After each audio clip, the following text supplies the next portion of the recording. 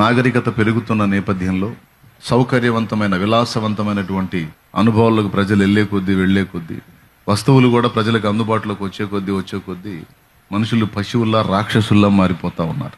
వయసుతో తారతమ్యం లేకుండా పసిపిల్లలను చూడట్లేదు, పెద్దవాళ్ళని చూడట్లేదు, యవన బిడ్డలను చూడట్లేదు. మరి దారుణంగా హాస్పిటల్లోకి వెళ్లి హాస్పిటల్లో ఉన్న దీనురాల్ని అంత దుర్మార్గం చేసి చంపారు.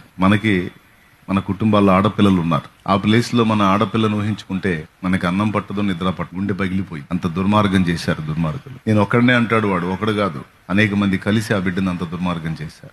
సౌండ్ రాకుండా గొంతు ఒత్తితే ఇక్కడ ఉన్నటువంటి థైరాయిడ్ గ్రంథులు ఉంటాయి, ఆ థైరాయిడ్ గ్రంథులు పగిలిపోయినాయి, ఈ గొంతుక విరిగిపోయింది. దెయ్యాలు కూడా అంత కిరాతకం చేయవేమన్నంత వికృతంగా చేశారు వాళ్ళు దుర్మార్గులు. ఒకటి చిక్కాడు, ఆ చిక్కునోడి ఫోన్ సెర్చ్ చేస్తే అన్ని అశ్లీల చిత్రాలే చూసి వాడు సైకోగా మారాడు అనమాట. అంత